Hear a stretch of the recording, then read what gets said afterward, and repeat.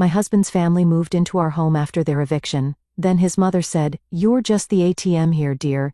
Your opinion doesn't matter." I smiled.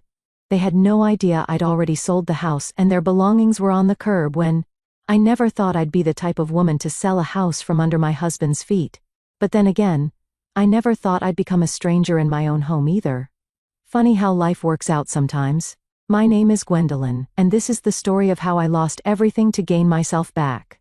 It started 3 months ago, when Rocky's family showed up on our doorstep with their belongings stuffed into garbage bags. I was in the middle of a work call when the doorbell rang. There they stood, Alyssa clutching her designer purse, Ernest avoiding eye contact, and Griffin smirking like this was all some cosmic joke. "We've been evicted," Alyssa announced, chin held high as if she were announcing a promotion. "Rocky said we could stay here until we sort things out." I muted my call. "He what?" "Oh." Alyssa's perfectly plucked eyebrows arched. "He didn't tell you?"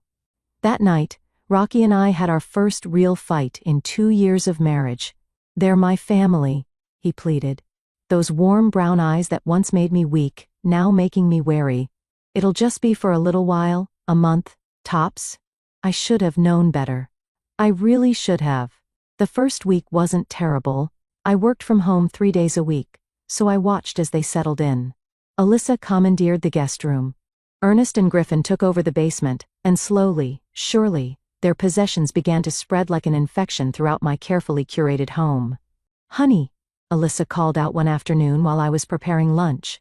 "Your kitchen organization is so interesting. Mind if I rearrange things? Make it more functional?" Before I could respond, she was already emptying my cabinets.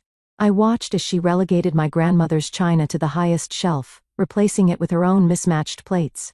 "There," she said, dusting her hands. "Much better. You'll thank me later." Griffin treated the house like his personal hotel. Empty beer cans littered the coffee table, pizza boxes stacked in corners. When I asked him to clean up, he'd laugh. "Relax, sis. You're too uptight." I wasn't his sister. I wasn't anything to them except an inconvenience with a mortgage. 2 weeks in, I came home to find Alyssa had redecorated the living room. My modern minimalist aesthetic was buried under floral throws and tacky figurines. "Just brightening things up," she said, not looking up from her phone. "This place was so cold before." Rocky, when he was home, seemed to shrink into himself. He'd kiss me quickly, avoid my eyes, and find reasons to stay late at work. The few times I tried to discuss the situation, he'd deflect. "They're trying their best," he'd say. "Mom's looking for work. Dad's got some leads." But I never saw them looking at job listings. Instead, Alyssa spent her days watching reality TV at full volume while I tried to work. Ernest wandered the house like a ghost. And Griffin treated my car like his personal Uber service. The breaking point came exactly 1 month in. I was hosting a virtual meeting with my team when Alyssa barged into my office, my sacred space, without knocking. "We need to talk about the grocery situation," she announced, loud enough to be heard by everyone on my call. I muted myself. "I'm in a meeting. This is important. We're out of organic almond milk, and Griffin needs his protein powder. Also, the cleaning service you use is subpar." "I found a better one. Bit more expensive, but I'm in a meeting," I repeated, feeling something crack inside me. She waved dismissively. "We should just change the deed. You barely live here anyway, dear." The words hung in the air like poison. I forced a smile, but something shifted inside me. Something cold and calculating woke up. That night, I lay beside Rocky, listening to his steady breathing. Downstairs, I could hear Griffin's video games, Alyssa's shrill laugh at some late-night show. This house, my sanctuary, had become a prison. "Rocky," I whispered, knowing he was awake. "Are they really looking for their own place?" He rolled over away from me. "They just need time." Time. That's what everyone needed, apparently. Everyone except me. I got up quietly and went to my office.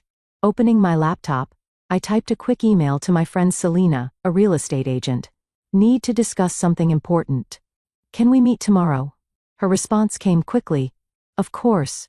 Everything okay?" I looked around my office, the only space still truly mine, and thought about Alyssa's comment about the deed, about Rocky's silence, about the slow, steady erosion of my peace. No, I typed back, but it will be. The next morning, I found Alyssa in my bathroom, hogging the mirror as she applied her makeup. My makeup, actually, the expensive kind I saved for special occasions. Oh, good. You're up, she said, not moving an inch. The hot water's been running a bit cold. You should call someone about that. I stood in the doorway, toothbrush in hand. I need to get ready for work. Just 5 more minutes, dear. She started curling her hair. You know, at my age, it takes a bit more effort to look presentable. Not that you'd understand yet. 40 minutes later, I finally got into my own bathroom. The counter was littered with open containers, and my favorite lipstick was nowhere to be found. At work, I met Selena for coffee. She took one look at my face and said, "Spill." "They're taking over," I said, stirring my untouched latte. "It's like I'm living in their house now, not the other way around. Have they contributed anything? Rent? Utilities?" I laughed bitterly. Alyssa said they're between situations right now, whatever that means. And Rocky? Keep saying it's temporary, but yesterday, I hesitated. Yesterday, Griffin took my car without asking. When I brought it up, Rocky said I was being selfish. Selfish? In my own home. Selena leaned forward. "Girl, you need to set boundaries. Or better yet, get them out." "How?" "They're family." "No." Selena's eyes narrowed. "They're parasites. And I can help you with that if you're ready." Before I could respond, my phone buzzed. A text from Rocky. "Mom's making dinner tonight. Don't worry about cooking." I returned home to find my kitchen in chaos. Pots and pans everywhere, flour dusting every surface, and the distinct smell of something burning. "Oh, there you are," Alyssa called out. "We needed a few things, so I used your credit card. Hope you don't mind?" Rocky said it was fine. My credit card. The one I kept in my dresser drawer. "You went through my things? Don't be dramatic." She waved dismissively. "We're family. Now be a dear. And set the table. Use the nice plates, the ones I reorganized." During dinner, Griffin burped loudly and dropped his fork. "Sis, get me another one?" "I'm not your sister," I said quietly. The table fell silent. Rocky cleared his throat. "Gwen." "No." I stood up. "I'm not your sister. I'm not your maid, and I'm not your ATM. See?" Alyssa turned to Rocky. "This is what I was telling you about. So ungrateful. After we've tried so hard to make this house a real home." I left the table and locked myself in my office, hands shaking as I texted Selena. "What did you mean by help?" Later that night, I overheard Alyssa and Rocky in the kitchen. I stood in the shadows, listening. "She thinks this is her house." Alyssa's voice dripped with disdain. "She pays the mortgage, but we own him." Rocky's response was too quiet to hear, but his silence said everything. I backed away before they could notice me, bumping into Ernest in the hallway. For a moment, our eyes met. He opened his mouth as if to say something, then looked away and shuffled past. The next morning, I found a note on my car. Borrowed it again. "Be back later. Griffin." I called an Uber to work using the ride to compose myself. My colleague Tia noticed something was off. "You okay?" she asked during lunch. "You seem different lately." "Just family stuff," I said vaguely. "Family can be tough." She nodded. "My cousin stayed with me once, took months to get rid of her, had to get creative." Creative. The word stuck with me. That evening, I came home to find Alyssa had invited her book club over. 8 women I'd never met were scattered across my living room, drinking my wine, eating my food. "Oh, Gwendolyn," Alyssa called out. "Come meet everyone. We were just discussing making this a weekly thing. Your house is perfect for hosting." I smiled. Not the forced smile I'd been wearing for months. A different smile. A dangerous one.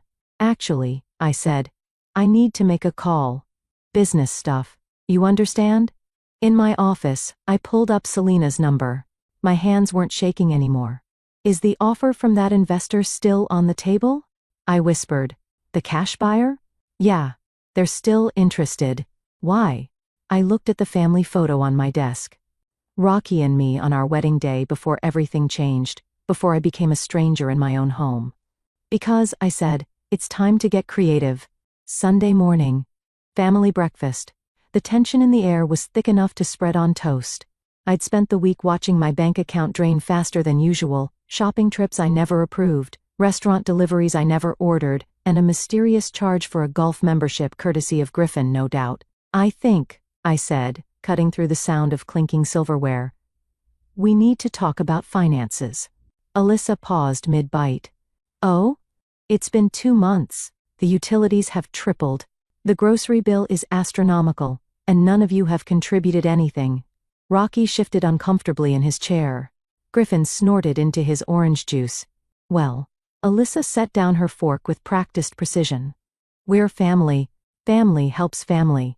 When Rocky was growing up, I'm not talking about Rocky's childhood, I interrupted. I'm talking about now, about jobs, about responsibility. Ernest suddenly became very interested in his coffee cup. Rocky started to say something, but Alyssa cut him off with a laugh that could freeze hell. You're just the ATM here, dear. Your opinion doesn't really matter. The words hit like a slap. Rocky stared at his plate. Griffin smirked. Ernest's coffee cup shook slightly. I stood up slowly, my chair scraping against the hardwood floor. Excuse me? Oh, don't be so sensitive. Alyssa waved her hand. We all know our roles here. You make the money. We make this house a home. Speaking of which, I've been thinking about remodeling the kitchen. Those countertops are so dated. My voice came out eerily calm. You want to remodel my kitchen? Our kitchen, she corrected. Rocky, tell her about the contractor I found. Rocky cleared his throat. Mom has some great ideas, honey. And since you're always at work anyway, I walked out of the room before I could say something I'd regret, or maybe something I wouldn't regret enough. In my office, I called Selena. They want to remodel my kitchen, I whispered, afraid they might hear. They called me an ATM. Jesus, Selena breathed. And Rocky? Sided with them again. The investor I mentioned, they can close in 2 weeks. Cash deal. No questions asked. I closed my eyes, remembering the day I bought this house. Before Rocky, before any of this, I'd been so proud, so independent. Send me the paperwork. That afternoon, I drove to my bank and opened a new account. As I transferred most of my savings, the teller gave me a concerned look. Everything okay, ma'am? Just being careful. I smiled. Family, you know. When I got home, Alyssa was showing a contractor around my kitchen. My kitchen?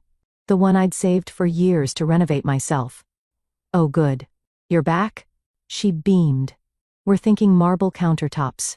Nothing but the best for our family, right? I nodded, watching as she gestured grandly around my space, making plans for my money. Rocky appeared behind her looking pleased. Mom's really got an eye for design, he said proudly. She sure does, I replied. Always knows exactly what she wants. That night, I lay awake listening to the house breathe. Griffin's video games downstairs, Ernest snoring from the basement, Alyssa's late-night phone conversations about her renovation plans. My phone buzzed. A text from Tia. Weird question. Isn't your brother-in-law Griffin? Saw him on a dating app saying he's temporarily crashing with friends while saving for his own place. Thought you should know. I got up and went to my office, pulling out the paperwork Selena had emailed. The investor's offer was more than fair. All cash. Quick close. No contingencies. My phone buzzed again. Alyssa had added me to a group chat. Kitchen renovation dreams. I muted the chat and started filling out the forms. My hands were steady now, my mind clear. As I signed my name on page after page, I thought about Alyssa's words at breakfast. Just the ATM. Well, this ATM was about to go permanently out of service.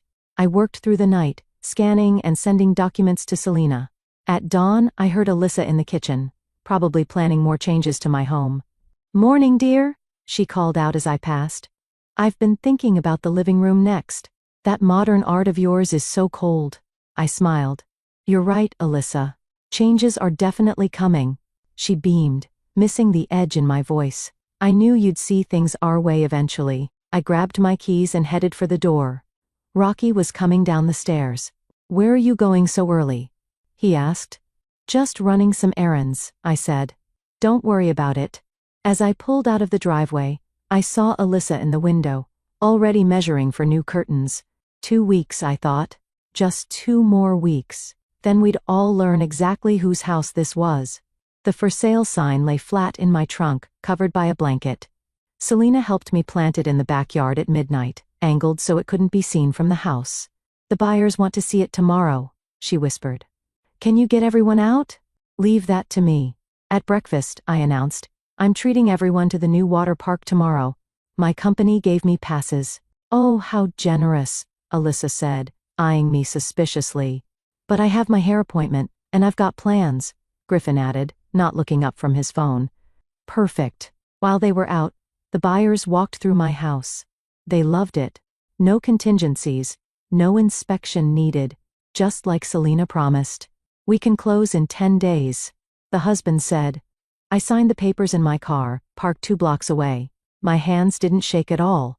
That evening, I started phase 2. I rented a storage unit and began moving things out piece by piece. Small things at first: photo albums, important documents, my grandmother's jewelry. "Spring cleaning?" Rocky asked, noticing some empty spaces. "Just decluttering." I smiled. "Your mother's right. We need to make some changes." He beamed, kissing my cheek. "I'm so glad you're finally coming around." At work, Taya stopped by my desk. "Hey, about that dating app thing, what about it?" "Griffin's profile. It says he's been staying with friends for 6 months. But hasn't he been living with you?" I felt something cold settle in my stomach. "Tell me more." She pulled up the profile on her phone. There he was, my brother-in-law, claiming he was between places and staying with buddies while his investment property finalizes. Investment property. With my money, no doubt. That night, I made a show of packing a weekend bag. "Girls' spa weekend," I announced. "I need some me time." "But what about the kitchen samples?" Alyssa protested. "The contractor's coming Monday. You handle it," I said sweetly. "You have such good taste." I checked into a hotel 10 away and waited. Selena's text came at midnight. "Deal closed, money wired." I ordered champagne from room service and watched the city lights blur through my tears. Not sad tears, relief tears, freedom tears. The next week was a dance of deception. I hired movers to come during the day, telling Alyssa they were delivering new furniture. Instead, they quietly packed my remaining belongings into unmarked trucks. "Where's that painting going?" Rocky asked one afternoon, catching a glimpse of wrapped canvas. "Being reframed," I lied smoothly. "Surprise for your mother." He hugged me. "You're amazing. You know that?" I let him hold me, remembering when his embrace felt like home. Now it felt like handcuffs. Griffin caught me boxing up kitchen items. "What's with all the packing?" he asked, suspicious. "Just organizing," I said. "By the way, how's that investment property coming along?" He paled slightly but recovered quickly. "What investment property?" "Oh, my mistake. Must be thinking of someone else's dating profile." He left the room quickly after that. The final piece fell into place when Alyssa announced a family dinner at her favorite restaurant. "To celebrate our new kitchen plans," she declared. "Gwendolyn's treating, of course." I watched them pile into their cars, heading to the restaurant where they'd find no reservation and a maxed-out credit card. By then, I'd be gone. The new owners arrived with their moving truck as my family's taillights disappeared around the corner right on schedule. "Keys?" the husband asked. I handed them over along with a detailed list of my in-laws' belongings. "Everything not on this list is yours to keep or dispose of. And the people living here? They'll be gone tonight," I assured him. One way or another, I helped the movers pack up what remained of the Dean family's possessions, placing everything in garbage bags on the curb, just like how they'd arrived 3 months ago. My phone buzzed. "Rocky, there's no reservation. Mom's furious." "What's going on?" I didn't reply. Instead, I sent one final text to Selena. "It's done." Standing in the driveway, I watched the new owners change the locks. My heels clicked against the pavement as I walked to my waiting Uber. Behind me, I heard cars approaching. My family returning from their failed dinner. I didn't turn around. Let them find the new owners. Let them find their belongings on the curb. Let them finally understand what it feels like to be unwelcome in a place you thought was home. The Uber driver glanced at me in the rearview mirror. "Rough night?" I smiled, watching my old life disappear in the side mirror. "No. Perfect night. My phone kept buzzing. I turned it off. The ATM was closed for business. The day before everything ended, I decided to host one final dinner. A last supper, if you will. I wanted to remember every detail, every smug smile, every casual insult. I wanted to burn it all into my memory to remind myself why I had to do this. I cooked all day. Pot roast, Alyssa's favorite. She hovered in the kitchen, criticizing my technique. "The meat's too tough," she said, poking at it. "I would have done it differently." "I'm sure you would have." I smiled, thinking of the signed papers hidden in my purse. Griffin sprawled on the couch, feet up on my coffee table. "Hey, sis. Beer me?" I brought him one, watching him add another ring stain to the wood. It didn't matter anymore. None of it did. "We should talk about the backyard," Alyssa announced during dinner. "Those flower beds are an eyesore. I'm thinking we could tear them out, put in a koi pond." "Sounds expensive," I said, sipping my wine. "Well, you work so hard." She smiled that serpentine smile. "You deserve nice things." "We all do." Rocky beamed. "Mom's got great vision. And since you're never home anyway," I watched him choose his mother over me for the 1,000th time. The last time. Speaking of home improvements, Ernest spoke up rare for him. "We should host a family cookout next weekend. Show everyone what we've done with the place." "Wonderful idea." Alyssa clapped. "We can invite my whole book club." "Gwendolyn, dear, you'll handle the catering?" I nodded, wondering what they'd be doing next weekend when reality crashed down around them. After dinner, I went upstairs to pack away the last personal items. Our wedding photo caught my eye. Rocky and me, young and stupidly in love. I wrapped it carefully in tissue paper and placed it in a box marked donations. "What are you doing?" I turned to find Rocky in the doorway. "Just organizing," I said, the lies smooth as silk on my tongue. "Your mother's right. Time for changes." He hugged me from behind. "I knew you'd come around. Mom says you've been so much more agreeable lately." I let him hold me, remembering when his touch felt like safety instead of chains. Downstairs, Griffin was on his phone laughing. "This place is practically ours now," he called out to no one in particular. I raised my glass. "Let's make this a weekend to remember." Later that night, I found Ernest alone in the kitchen. "You're different," he said quietly. "Calmer." "Am I?" He studied me. "Whatever you're planning, just remember, actions have consequences." "I know," I said. "I've been living with the consequences of other people's actions for months." He nodded slowly, understanding in his eyes. For a moment, I almost felt sorry for him. Almost. In bed, Rocky snored beside me while I made my final preparations. Text to Selena. "Everything ready for tomorrow?" Her reply came quickly. "Movers confirmed for 2 p.m. New owners arriving at 3. You sure about this?" I looked at Rocky, remembering our first date, our wedding, the life I thought we'd have. Then I remembered his silence, his cowardice, his choices. "Yes." I typed back, "I'm sure." Morning came too quickly. I made breakfast one last time, watching them eat, listening to their plans for my house, their house, as they saw it.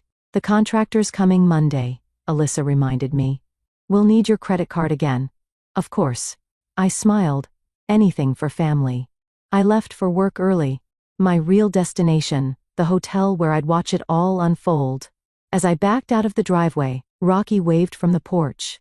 "Love you," he called out. I waved back, wondering if he'd ever loved me more than he feared his mother. At noon, my phone exploded with notifications. They'd returned early from their errands to find strangers in their house. My house, not their house anymore. "Alyssa, what have you done?" "Griffin, WTF is happening?" "Rocky, baby, please answer your phone." "Ernest, I understand." I turned off my phone and ordered room service.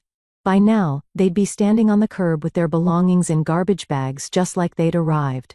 By now, they'd be realizing that the ATM had not just closed, it had disappeared entirely. I took out the manila envelope containing the divorce papers and hotel voucher for Rocky. One night only. Just enough time to realize what he'd lost. "Actions have consequences," I whispered to my reflection in the hotel window. Outside, storm clouds gathered. Perfect weather for a family emergency. I watched it unfold through the security cameras I'd installed last week. Money well spent. 2:15 p.m. The movers arrived, efficient and professional. They started replacing furniture with the new owner's belongings just as planned. 2:45 p.m. Rocky's car pulled into the driveway early. Of course, they came home early. Alyssa probably wanted to supervise the contractor she'd scheduled without my knowledge. The camera caught their expressions perfectly as they stepped out of their cars. Confusion, disbelief, rage. What is the meaning of this? Alyssa's voice came through crystal clear on the audio feed. Who are you people? The head mover handed her my prepared letter. I watched her manicured hands shake as she opened it. No? She whispered, then louder. No. Rocky grabbed the paper. This has to be a mistake. This is our house. The new owner, right on time, stepped out of his car. Actually, it's my house now. I have the deed right here. Griffin tried to push past him. Like hell it is. Where's Gwendolyn? Mrs. Foster left these for you, the mover said, pointing to the neat piles of garbage bags on the curb. And this envelope for Mr. Dean. I zoomed in on Rocky's face as he opened the manila envelope. Divorce papers, hotel voucher, a single note. You chose your side. Now live with it. She can't do this. Alyssa shrieked, Rocky, call the police. The new owner held up his paperwork. I have everything in order. This is a legal sale. You're trespassing now. Ernest stood silently by the curb, staring at their belongings in garbage bags, the same way they'd arrived 3 months ago. Poetry in motion. My things, Alyssa wailed. My antiques, my family heirlooms, all itemized in there? I whispered to my hotel room TV screen watching the feed. Every tacky figurine accounted for. Griffin kicked one of the bags. This is bullshit. She's just the ATM. Remember? She can't do this to us. Former ATM. I texted to his phone. Service permanently discontinued. Rocky tried calling me again. And again. And again. I let each one go to voicemail, imagining the desperation in his voice growing with each attempt. The new owner was losing patience. You have 30 minutes to collect your belongings before I call the authorities. But my kitchen renovation. Alyssa grabbed Rocky's arm. The contractor is coming Monday. Tell him, Rocky. Tell him this is our house. Mom. Rocky's voice cracked. Mom, please just let's get our stuff. Rain started to fall as they scrambled to gather their bags. Alyssa kept screaming about lawyers, about rights, about ingratitude. Griffin punched the mailbox, then howled in pain. Ernest just quietly loaded bags into their cars. My phone buzzed with a text from Selena, watching from across the street. This is better than Netflix. This isn't over. Alyssa screamed at the house. Do you hear me, Gwendolyn? This isn't over, but it was. The new owner closed the door and changed the locks. I watched through the cameras as they drove away. Cars loaded with garbage bags, their temporary kingdom crumbling behind them. I switched off the feed and finally checked my voicemails. Rocky, baby, please, we can talk about this. Alyssa, you ungrateful little. Griffin, you're going to regret this, sis. Ernest, I understand. Goodbye. A knock at my hotel room door made me jump. It was Selena holding a bottle of champagne. That, she said, stepping inside, was the most beautiful thing I've ever seen. Did Alyssa really try to hit the new owner with her purse? Girl, yes. And when Griffin realized his gaming console was in one of those bags? Priceless. We poured the champagne and watched the storm through the floor-to-ceiling windows. My phone kept buzzing with threats, pleas, and promises. Rocky's at the hotel, I said, checking the front desk camera feed on my laptop. The one where I left him the voucher. Are you going to talk to him? I thought about all the times he could have talked to me. All the times he chose silence over support. No, I said, turning off my phone. I've said everything I need to say. Selena raised her glass. To karma. To consequences, I replied. Below, through the rain-streaked windows, I could see the city lights blurring.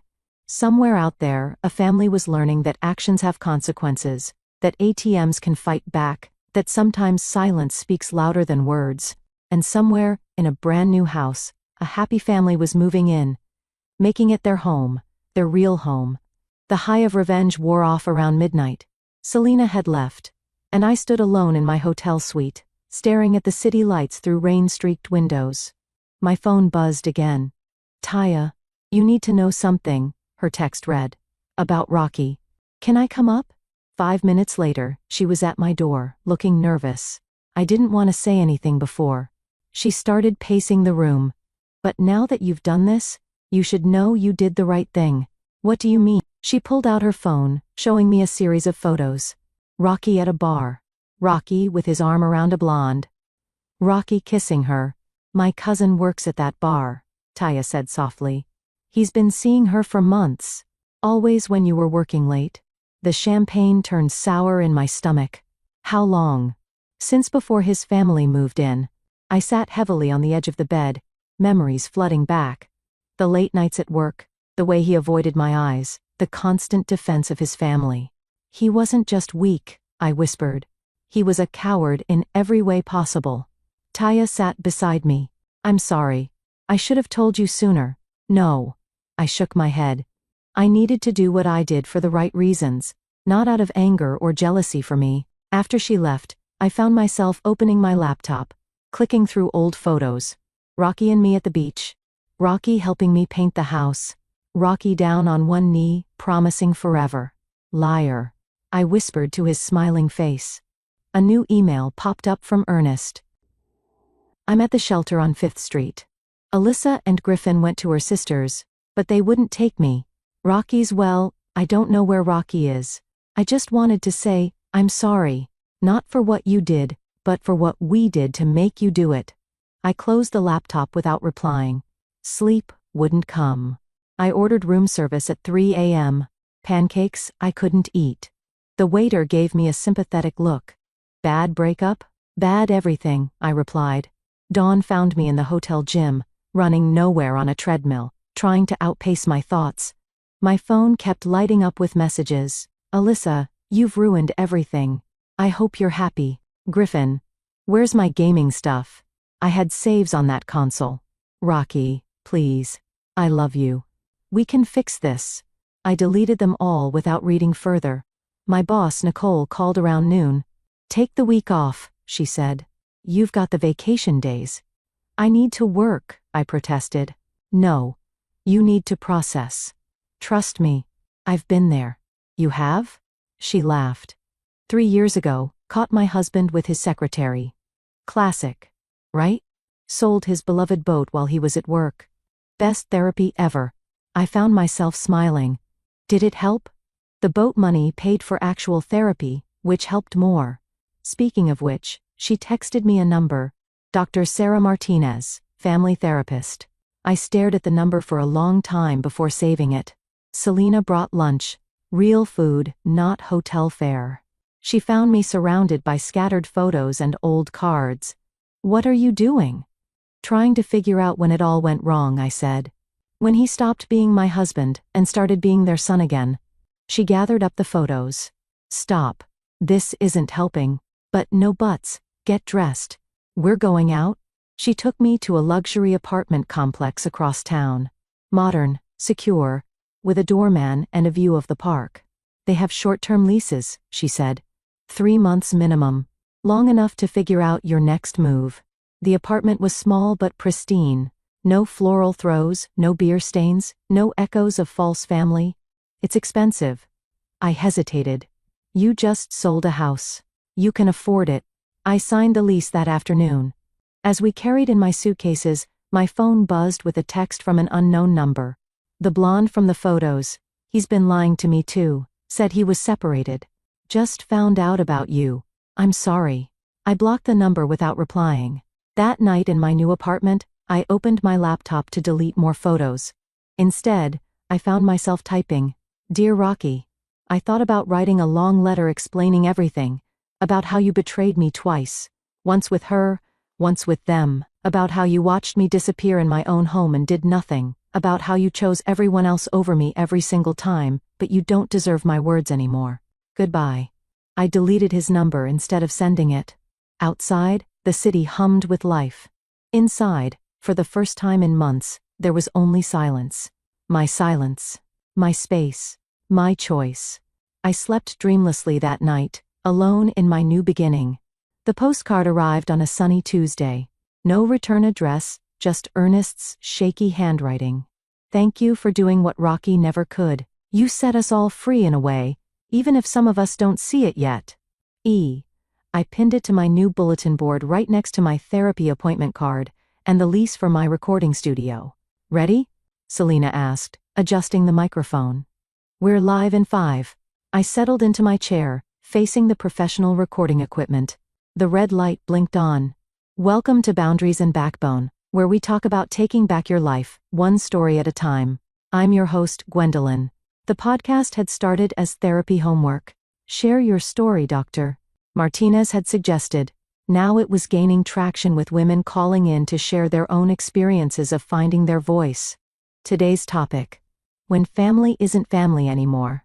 The calls started flowing. My mother-in-law moved in temporarily 2 years ago. My husband always takes his sister's side. They're draining my accounts, but call me selfish when I object. I answered each one, sharing pieces of my own story, not for revenge anymore, but for healing, for helping. During the break, Taya texted, Rocky's mom is living with his sister now. Apparently, she's redecorating their house too. I smiled, imagining Alyssa's sister dealing with her improvements. The studio door opened. Nicole stepped in, holding coffee. Your numbers are amazing, she said. The network wants to syndicate. Really? Really? You're helping people, Gwen. Who knew selling a house could start a movement? After the show, I checked my mail. Divorce papers signed by Rocky. No contest, no claims. No drama. Just his signature and a single line.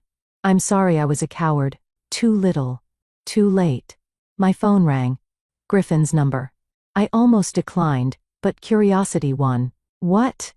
I got a job, he said quietly. A real one, and my own place. Good for you. Look, I was awful to you, entitled and lazy, and you were right to do what you did. I let the silence stretch. That's all I wanted to say, he finished. And thanks for the wake-up call. I hung up without responding. Some bridges stay burned. Back at my apartment, I found a package. Inside was my grandmother's china. The set Alyssa had relegated to the highest shelf. A note from the new homeowners. Found this hidden away. Seemed important. I traced the delicate patterns, remembering quiet Sunday dinners before the invasion, before the loss, before the victory. My doorman called up. Miss Foster, there's an Ernest here to see you. I considered saying no, but something in me had softened. Not enough to forgive, but enough to listen. He stood awkwardly in my living room, looking older, smaller. I'm in therapy, he said without preamble. Learning to speak up, stand up. Better late than never. Alyssa and I were separated. She can't understand why. Keep saying, you destroyed our family. He smiled sadly. But we destroyed ourselves long ago. Used Rocky as a shield. Used you as a bank. I poured us both coffee in my grandmother's cups. Why are you here, Ernest? To show you something. He pulled out his phone, showing me a small apartment. My own place. First time in 40 years I'm living for myself. I'm glad for you. Rocky's living with his mother again. He added, some patterns never break unless you break them yourself. After he left, I recorded a bonus episode for my podcast. The words flowed easily now. Sometimes the strongest boundaries are the ones we build after everything falls apart. Sometimes the greatest love we can show ourselves is walking away. And sometimes the best revenge is simply living well. My phone lit up with messages from listeners. Women sharing their stories. Women finding their strength. Women breaking their own patterns. I opened my balcony doors, letting in the evening air. Below, the city pulsed with life and possibility. My new home, my new story. The china gleamed in its cabinet, not hidden away, but proudly displayed. Not a reminder of what I'd lost, but of what I'd gained. Strength, peace, self-respect. And remember, ladies, I spoke into my recorder preparing tomorrow's outro.